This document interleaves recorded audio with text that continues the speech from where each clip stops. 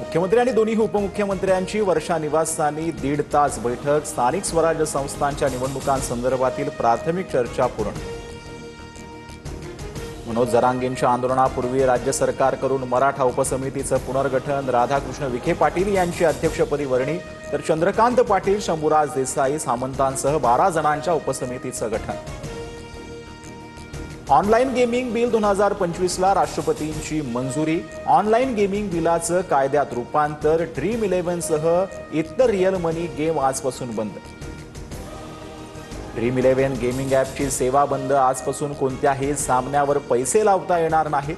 ॲपमधून पैसे काढून घ्या, ड्रीम 11 कडून नोटिफिकेशन जारी। शेतकऱ्यांच्या कर्जमाफीच्या मुद्द्यावरून अजित पवारांचा यू टर्न। योग्य वेळ आल्यावर शेतकऱ्यांची कर्जमाफी होणार, उपमुख्यमंत्री अजित पवारांचं वक्तव्य।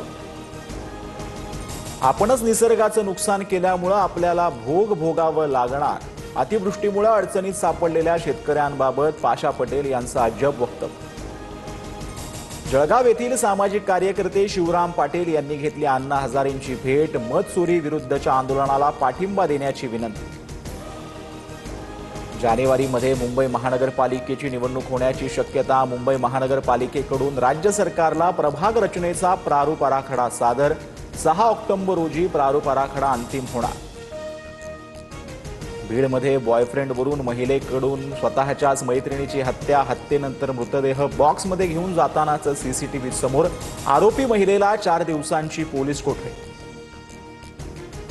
मंत्री माणिकराव कोकाटेंकडून रोहित पवारांना मानहानीची नोटीस। मानहानीची एवढी काळजी होती तर पत्ते खेळण्याचे कुटाने केलेच कशाला, रोहित पवारांचा सवाल।